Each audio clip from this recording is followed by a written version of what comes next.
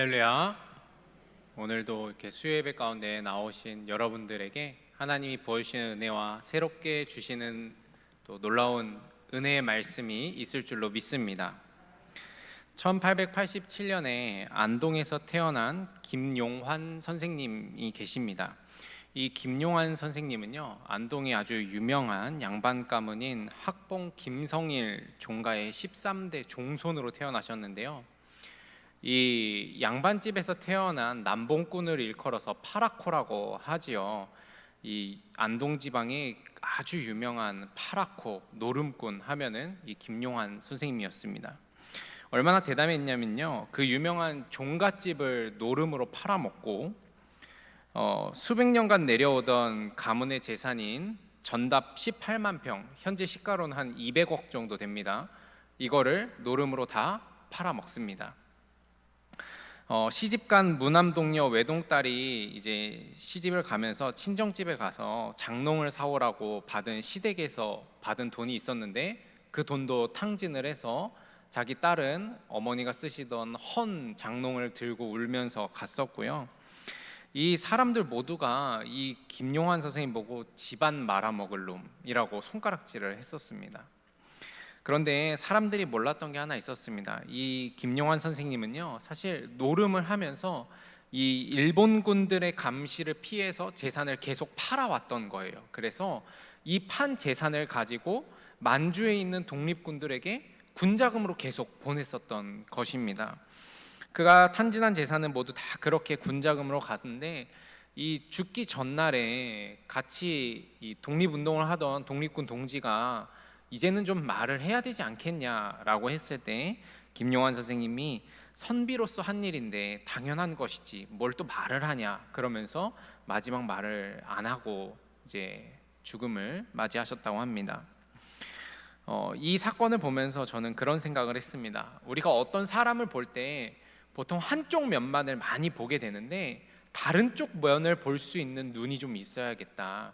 우리는 사람을 좀 다각적으로 볼 수 있는 안목을 키워야겠다라는 생각을 하게 되었었습니다. 그런 의미에서 오늘 여러분들과 성경 속의 인물인 기드온에 대해서 한번 살펴보려고 하는데요, 특별히 기드온의 좀 다른 모습을 여러분과 이야기를 좀 나누고자 합니다. 지난 9월 26일부터 교회 학교 아이들과 저는 기드온 이야기를 나누기 시작했습니다. 저도 교회 학교에서 기드온 이야기를 배웠었고 또 기드온 이야기를 설교를 참 많이 하게 되었는데요, 보통 기드온에 대해서 말씀을 나누면 기드온과 300용사의 이야기를 하게 되지요. 저도 어렸을 때부터 그래서 기드온이 참 멋진 인물이라고 생각을 많이 했었어요. 기드온이 살던 시대는 이스라엘 백성이 미디안이라고 하는 사람들에 의해서 압제를 당하고 억압을 당하던 시기였었습니다. 기드온은 그런 시대 속에서 미디안 사람들의 눈을 피해서 자신의 일을 하던 사람이었죠. 그래서 보통 우리는 기드온을 겁쟁이, 아주 약한 사람, 작은 사람이라고 생각을 합니다. 그런데 어느 날 하나님이 그 기드온을 불러서 기드온에게 놀라운 계획을 알려주시지요. 사사기 6장 14절에 여호와께서 그를 향하여 이르시되 너는 가서 이 너의 힘으로 이스라엘을 미디안의 손에서 구원하라. 내가 너를 보낸 것이 아니냐 하시니라. 하나님은 기드온을 통해서 이스라엘을 구원하겠다고 하셨어요. 기드온은 비록 작고 약한 사람이었지만 믿음으로 하나님의 말씀을 받아들이고 그리고 나아갑니다. 그리고 그때 미디안과 아말렉과 동방의 여러 민족들이 이 이스라엘을 공격하려고 군대를 모아서 찾아왔습니다. 신학자들은 한 10만 명 정도 됐을 거라고 예측을 합니다. 굉장히 많은 군대가 온 거지요. 그 군대와 싸우기 위해서 기드온도 군대를 소집하는데 처음에는 2만 2천 명이 모였었습니다. 근데 하나님이 보시기에 이 2만 2천 명이 너무 많은 거예요. 그래서 줄여서 몇 명까지 남깁니까? 300명만 남깁니다. 그리고 이제 전쟁에 나가게 됐어요. 300대 10만의 싸움이 시작된 거지요. 이 전쟁에서 과연 누가 이기게 될까? 당연히 상식적으로는 10만 명이 이겨야 되지만 하나님의 역사하심으로 300명이 10만 명을 물리치는 일을 경험하게 됩니다. 이것은 정말로 하나님이 일하셨고 기드온은 믿음으로 순종했던 그 놀라운 역사와 승리였지요. 우리가 여기까지 보면 기드온이 참 좋은 사람, 본받을 만한 사람으로 생각을 하게 됩니다. 그런데 오늘 우리가 살펴볼 이야기는요, 이 이야기 다음 300용사의 승리 다음에 있는 기드온의 실패에 대한 이야기를 살펴보려고 합니다. 기드온이 믿을 수 없는 승리를 거두고 난 뒤에 이스라엘 사람들이 기드온을 칭송하고 찬양하기 시작합니다. 그러면서 기드온에게 우리를 좀 다스려 주십시오 라고 하는 요청을 합니다. 오늘 본문 말씀인 사사기 8장 22절에 보니까 그때 이스라엘 사람들이 기드온에게 이르되 당신이 우리를 미디안의 손에서 구원하셨으니 당신과 당신의 아들과 당신의 손자가 우리를 다스리소서 하는지라. 당시 이스라엘의 주변 국가들은요, 점점 이제 부족 국가에서 왕정 국가로 변해가던 시기였었습니다. 이런 영향을 좀 이스라엘도 받은 것 같아요. 그래서 기드온에게 자손 대대로 당신은 대단한 사람이니까 이스라엘을 좀 다스려 주십시오라고 요청을 하는 거죠. 그런데 이런 요청에 기드온이요, 정말 은혜로운 말을 합니다. 사사기 8장 23절에 기드온이 그들에게 이르되 내가 너희를 다스리지 아니하겠고 나의 아들도 너희를 다스리지 아니할 것이요 여호와께서 너희를 다스리시리라. 나와 내 아들이 너희를 다스리는 게 아니라 여호와 하나님이 너희를 다스리는 것이다. 여러분, 얼마나 은혜로운 말씀입니까? 이 사사기를 상징하는 말이 무엇입니까? 각기 자기의 소견에 옳은 대로 행하였더라, 이것 아닙니까? 그런데 그런 시대 속에서 기드온은 하나님이 너희를 다스릴 것이다 라는 말씀을 전하는 것입니다. 기드온은 300용사와 더불어 승리한 것이 나의 능력이 아니라 하나님의 능력이었다. 그리고 하나님이 이제부터 너희를 다스리면 너희가 강성하여질 것이다, 이런 이야기를 하고 있는 겁니다. 얼마나 은혜롭고 좋은 모습이었는지 모릅니다. 그런데 문제는 그 말 뒤에 있는 기드온의 행동에 있었다는 사실이에요. 24절에 보니까 이렇게 이야기합니다. 기드온이 또 그들에게 이르되 내가 너희에게 요청할 일이 있으니 너희는 각기 탈취한 귀고리를 내게 줄지니라 하였으니 이는 그들이 이스마엘 사람들이므로 금 귀고리가 있었습니다. 기드온이 사람들에게 금 귀고리를 달라고 합니다. 그리고 거기에 더해서 미디안 왕들이 장식을 하고 있었던 이 초승달 목걸이와 패물들을 다 달라고 합니다. 그렇게 모은 금을 가지고 기드온이 뭘 만드냐면 에봇을 만드는데요, 이 에봇은 제사장이 하나님께 예배를 드리기 위해서 제사할 때 입는 옷으로 이제 만들어지는 특별한 예복이었습니다. 출애굽기에서 모세에게 하나님이 명령하신 예복이었습니다.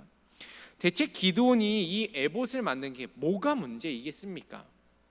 그러나 기드온이 이 에봇을 만들 때 그 의도는 단순히 하나님을 위해서, 이스라엘 백성의 예배와 신앙을 회복하기 위해서 에봇을 만든 게 아니었다라고 하는 점이 문제가 되었습니다. 오늘 본문 26절에 보면 기드온이 모은 금의 양이 나오거든요. 기드온이 요청한 금 귀고리의 무게가 금 1700세겔이요 또 그 외에 또 초승달 장식들과 패물과 미디안 왕들이 입었던 자색 의복과 또 그 외에 그들의 낙타 목에 둘렀던 사슬이 있었더라. 모여진 금의 양이 1700세겔이라고 합니다. 여러분, 1세겔은요 약 3돈 정도 됩니다. 3돈이 조금 안 돼요. 그러니까 이 1700세겔이라고 하는 양은 얼마만큼 됩니까? 계산은 되지 않아도 굉장히 많은 양이다라는 걸 알 수가 있지요. 오늘날로 따져보면은 약 금 20kg 정도가 됩니다. 그러니까 이 양은요 사실 에봇을 만드는 데 들어가는 양보다 훨씬 많은 양이 지금 모여서 사용되었다는 거예요. 어쩌면 이 말은 기드온이 에봇만 만든 것은 아닐 수 있다. 에봇을 걸쳐 놓을 다른 무언가를 함께 만들었을 수 있다라고 하는 의심을 갖게 만드는 말입니다. 이 사건 이후에 기드온에 대해서 성경이 평가하는데요, 27절에 뭐라고 평가하냐면요, 기드온이 그 금으로 에봇 하나를 만들어 자기의 성읍 오브라에 두었더니 온 이스라엘이 그것을 음란하게 위함으로 그것이 기드온과 그의 집에 올무가 되었다라고 평가를 합니다. 성경은 기드온에 대해서 좋은 평가로 마무리하지 않습니다. 그의 신앙이 실패한 것처럼 이야기를 합니다. 기드온은요 300용사를 데리고 미디안과 싸워 이긴 하나님의 용사였었습니다. 그러나 그는 실패했습니다. 어떤 사람은 기드온이 실패라고 하기 좀 그렇다, 실수한 거 아니냐라고 말할지도 모릅니다. 그런데 여러분, 이 일은요 실수가 아니라 명백한 실패입니다. 기드온의 신앙이 실패한 신앙이었음을 오늘 이 사건 하나로 완전하게 드러내었다라고 하는 것입니다. 여러분, 기드온의 실수로 인해서 생긴 영향을 세 가지로 한번 살펴보면요, 먼저는 기드온의 신앙이 완전히 잘못되었다, 완전히 오염되었다라는 것을 말해줍니다. 기드온은 더 이상 위대한 인물이 아니었어요. 성경은 28절에 뭐라 그러냐면 기드온과 그의 집에 올무가 되었다라고 합니다. 여러분, 올무가 뭔지 아시죠? 올무는요 걸어서 넘어뜨려 버리는 거예요. 완전히 바닥에 고꾸라지게 만드는 게 올무입니다. 마지막에 한 번의 그 실패가 그의 인생 전체를 무너뜨리게 되었다라고 하는 것이지요. 두 번째로 기드온은 이스라엘이 다시 우상 숭배에 빠지게 만들었습니다. 27절에 온 이스라엘이 그것을 음란하게 위하였다라고 하지요. 음란하게 위하였다라고 하는 말은 구약 성경에서 우상 숭배한다라는 말과 동일한 단어로 많이 쓰이는 말입니다. 그러니까 하나님을 믿지 않게 되고 기드온의 그 한 번의 실패 때문에 온 이스라엘이 우상 숭배를 시작했다는 거죠. 여러분, 제가 이제 기드온에 대해 설명하면서 넘어간 부분 중에 하나가, 이 기드온이 하나님의 말씀을 받았을 때 제일 처음에 한 일이 뭐였냐면 아버지의 집에 있는 바알 신상과 아세라 신상을 찍어 쪼개는 일이었어요. 그래서 그의 별명이 생겼는데 바로 여룻바알이었습니다. 바알이 그와 더불어 다툴 것이다. 그 여룻바알이라고 하는 별명을 만들었던 그 기드온이 이 한 번의 행동으로 말미암아 온 이스라엘의 우상 숭배를 다시 시작하게 되었다라는 거지요.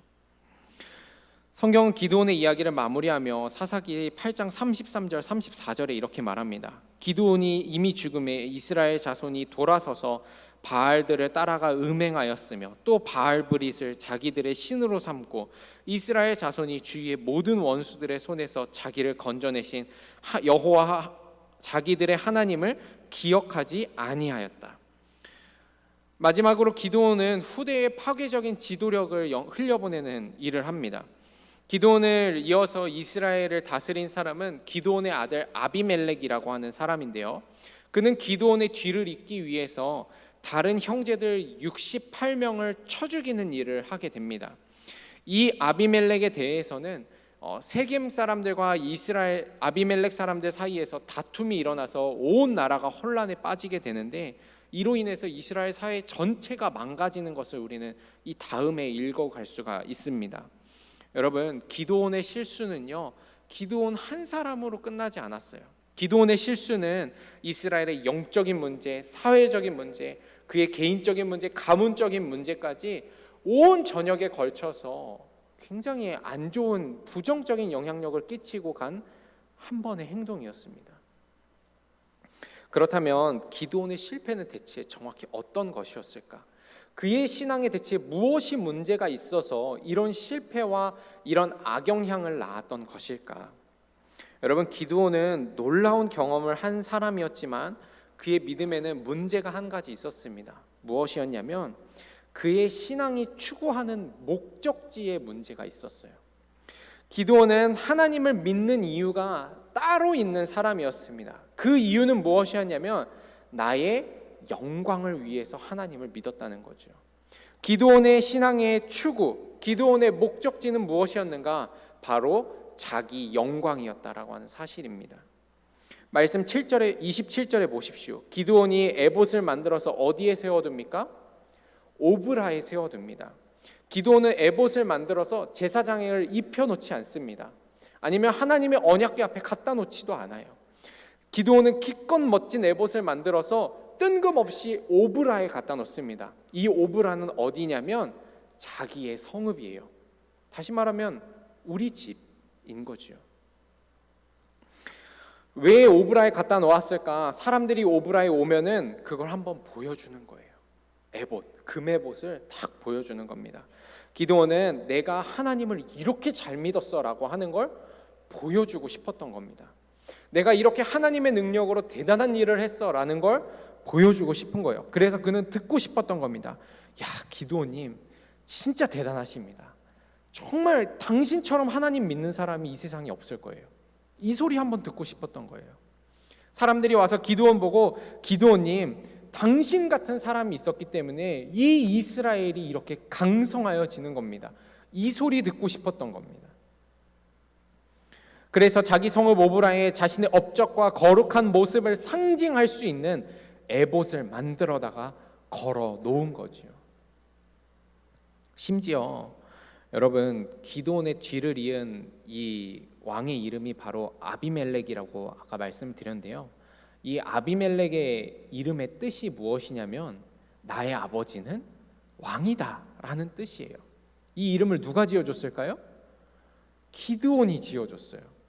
기드온은요, 자기가 나는 이스라엘을 다스리지 아니하겠다라고 했는데 아들 이름은 내 아버지가 왕이다 라는 이름을 기껏 거기다가 지어놓고 있는 겁니다.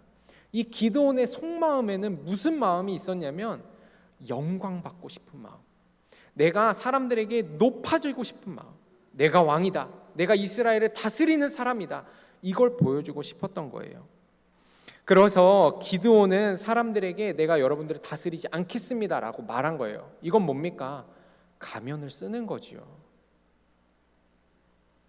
결국 기드온의 신앙은 어떤 신앙이었는가?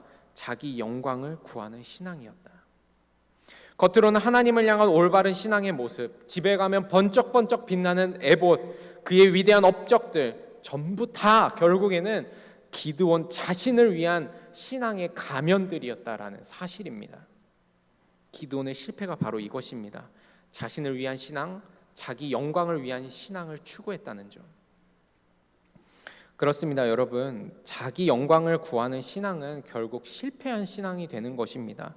여러분, 우리는 기억해야 되는데요, 자기 영광을 구하는 신앙은요 굉장히 악한 것입니다. 왜 자기 영광을 구하는 일이 악한 것입니까? 신앙의 영역에서, 영적인 영역에서 우리가 하는 일이 없기 때문에 그 일은 악한 것이에요. 하나님이 우리에게 모든 것을 베풀어 주셨기 때문에 우리가 신앙생활하고 매일매일 은혜로 살아가는 것인데, 그 가운데 자기 영광을 구하는 것은 뭐냐면 하나님이 하신 일임에도 불구하고 하나님이 받으셔야 되는 그 영광을 내가 빼앗는 일이기 때문에 그렇습니다. 이사야 14장 12절에서 14절 말씀입니다. 너 아침의 아들 계명성이여 어찌 그리 하늘에서 떨어졌으며 너 열국을 엎은 자여 어찌 그리 땅에 찍혔는고 내가 내 마음에 이르기를 내가 하늘에 올라 하나님의 뭇별 위에 내 자리를 높이리라. 내가 북극 지폐의 산 위에 앉으리라. 가장 높은 구름에 올라가 지극히 높은 이와 같아지리라 하는도다. 여러분, 선지자 이사야는 사탄이 자기 영광을 구하고 영광을 취하고자 하였을 때 그가 하나님께 올려드릴 영광을 빼앗고 이 땅에 타락해버렸다라고 하는 것을 선포했었습니다. 여러분, 우리도 동일합니다. 내가 나의 영광을 구할 때, 우리가 자기 영광을 구하는 신앙생활을 할 때 우리는 하나님의 영광을 빼앗게 되는 것이고 우리의 신앙이 타락하게 된다라고 하는 사실을 오늘 말씀 가운데 전하고 있지 않습니까? 여러분, 기드온의 실패를 통해서 우리 스스로를 한번 들여다봅시다. 우리의 신앙은 나를 위한 신앙은 아닙니까? 정말로 여러분 하나님을 위한 신앙을 하고 있습니까?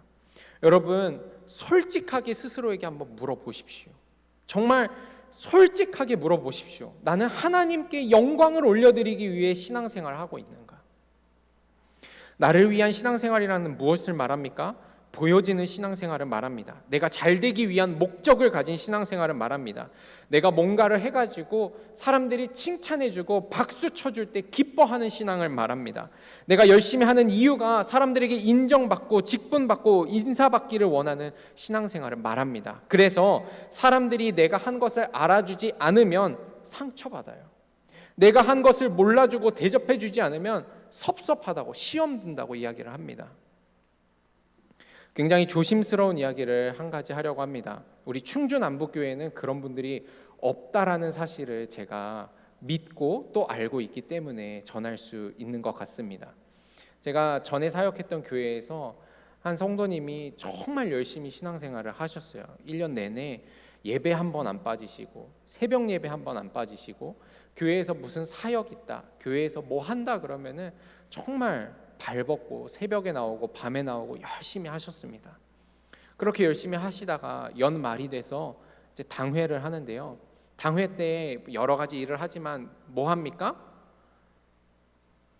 직분을 이제 세워주잖아요. 직분을 세워주는데 그분이 나이가 좀 맞지 않아서 직분을 받지 못하게 되었어요. 직분을 받지 못하고 나서 1월 첫 주부터 교회를 안 나오기 시작하시는 거예요. 그 교회는 이제 12월 마지막 주에 당회를 했는데 그 다음 주부터 교회를 안 나오는 겁니다. 그래서 제가 전화도 하고 이렇게 친한 성도님들이랑 찾아가기도 하고 뭐 그랬는데 마음이 너무 힘들다고 교회를 안 나온다는 거예요. 저는 속으로 좀 그런 생각을 했습니다. 인간적으로 이해가 안 되는 거는 아니에요. 인간적으로는 너무 이해가 되어요. 그런데 그런 마음이 들었어요. 나와서 그렇게 열심히 기도하고 그렇게 열심히 예배 드릴 때 무슨 생각을 했을까? 내가 이렇게 하면 직분 주겠지. 이렇게 하면 사람들이 날 칭찬해 주겠지. 그것 보고 한 것 아닐까? 저는 마음이 너무너무 안타까웠습니다. 여러분, 자기 영광을 구하는 신앙이 이런 것 아닙니까? 입으로는 하나님만 알아주시면 된다고 하고 입으로는 하나님께 영광 찬송이라고 말하면서 실제로는 내가 영광받고 내가 찬송받지 못하면 시험에 빠지는 거예요. 여러분, 이 시간 스스로에게 솔직하게 물어보십시오. 하나님 앞에 서서 자신을 돌아보십시오. 나의 신앙이 오늘 말씀 속의 기드온처럼 결국에는 나를 위한 금의 벗을 만들어가는 신앙은 아니었는가? 성경 속에 참된 신앙을 가진 사람, 참된 그리스도인이라 불린 사람들은 자기 영광을 구하지 않는 사람들이었습니다. 사도 바울을 보십시오. 그는 대단한 사역적인 업적을 남긴 사람이었습니다. 수많은 교회를 세웠고 신약 성경에 13개의 편지를 이제 신약 성경에 포함되게 할 만큼 수많은 글을 썼었습니다. 또 영적 지도자들을 수없이 양성해 내었고 예수 그리스도의 복음을 신학적으로 정리했던 사람이었습니다.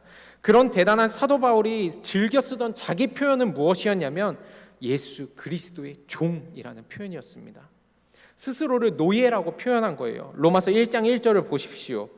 예수 그리스도의 종 바울은 사도로 부르심을 받아 하나님의 복음을 위하여 택정함을 입었나니. 사도 바울이 왜 이렇게 낮고 천한 표현을 스스로에게 썼을까? 그는 자기 영광을 구하는 사람이 아니었기 때문에 그렇습니다. 바울은 자기 영광이나 자기 자랑을 구하는 사람이 아니었습니다. 여러분, 노예는요, 자기 공이라는 게 없는 사람이에요. 자기가 영광 받을 게 없는 사람이 노예입니다. 바울은 온전히 하나님께 영광 올려드리며 나는 드러나지 않아도 됩니다. 하나님만 드러나시면 됩니다. 이 고백을 하는 사람이었던 겁니다. 그렇습니다, 여러분. 우리가 나아가야 할 신앙은 바로 이런 모습입니다. 우리가 지금 이 시대에 가져야 할 신앙이란 이런 것입니다. 내 영광, 나 자신을 위한 신앙이 아닌 진짜 하나님을 위한 신앙. 나는 드러나지 않아도 하나님만 드러나면 된다고 하는 그 신앙입니다. 사형리라고 하는 전도책자를 만든 그리스도인, 660개의 언어로 번역되어 40억 명의 사람들을 눈물짓게 만든 영화 예수를 찍은 사람, 대학생 선교단체 CCC의 창립자인 빌 브라이트 목사님이 계십니다. 이 목사님이 세계적인 사역을 감당하셨는데 1996년에 빌 브라이트 목사님은 종교계 노벨상이라고 불리는 템플턴상까지 수여를 받았습니다. 이렇게 대단한 사역을 하신 목사님의 묘비에 가면 딱 이렇게 적혀 있어요. 이거 실제로 그 목사님의 묘비를 이제 따온 사진인데요. 선택받은 예수 그리스도의 노예, 이렇게 적혀져 있습니다. 여러분, 우리가 그리스도인으로 살아간다는 건 결국 이걸 말하는 겁니다. 나의 모든 삶의 행동과 활동과 업적이 다 하나님께 영광으로 올려드리는 삶, 그리고 나는 드러나지 않아도 되는 삶. 기도원의 실패가 무엇인가? 믿음 생활 잘하다가 결국에는 나를 위한 영광으로 탈취했다라고 하는 거죠. 그렇기 때문에 여러분, 기드온을 본받지 마십시오. 기드온을 본받으시려면 300용사까지만 본받으십시오. 요한복음에서 예수님께서는 이렇게 말씀하십니다. 요한복음 8장 54절에 예수께서 대답하시되 내가 내게 영광을 돌리면 내 영광이 아무것도 아니거니와 내게 영광을 돌리시는 이는 내 아버지시니 곧 너희가 너희 하나님이라 칭하는 그이시라. 예수님은 하나님의 아들로 이 땅 가운데 오셨고 위대한 분이셨고 누구보다 놀라운 사역, 십자가에서 우리 죄를 짊어지고 죽으시고 부활함으로 구원하셨던 분이었습니다. 그런데 그 예수님께서도 이 모든 일로 내가 영광 받기를 거부하셨던 분인 것입니다. 예수님은 자기 영광이 아니라 하나님께 영광을 올려드리는 분이었습니다. 영광받아 마땅함에도 불구하고 올려드리는 분이었습니다. 여러분, 예수님도 자기 영광을 구하지 않으셨는데 하물며 먼지와 같은 우리가 어찌 여기서 내 영광을 구하며 살아가겠습니까? 오늘 기드온의 실패와 예수님의 모습을 보시며 더 이상 실패하지 않는 그리스도인으로 살아가는 저와 여러분이 되기를 소망합니다. 혹시 여러분 가운데 자기 영광을 구하는 신앙을 가지고 계셨던 분이 계시다면 오늘 돌아서십시오. 그리하여 여러분들이 가진 모든 것으로, 내가 가진 모든 것으로 하나님께 영광 올려드리는 성도가 되시기를 소망합니다. 내 인생 전부가, 내가 해온 모든 신앙의 생활들이 하나님께 영광이 되는 목적을 가지는 저와 여러분이 되어야 할 줄로 믿습니다. 기도하겠습니다.